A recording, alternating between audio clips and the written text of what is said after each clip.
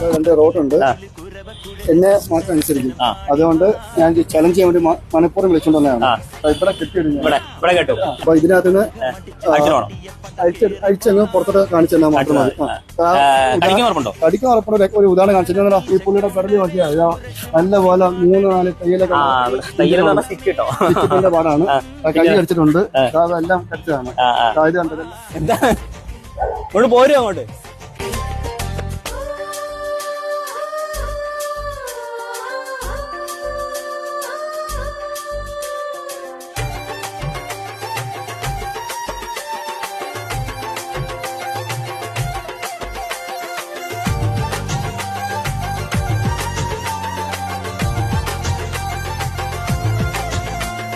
കരിമേഘക്കെട്ടഴിഞ്ഞൊരാകാശക്കാവിലിന്ന് കനൽ മിന്നൽ കാൽച്ചിലമ്പ്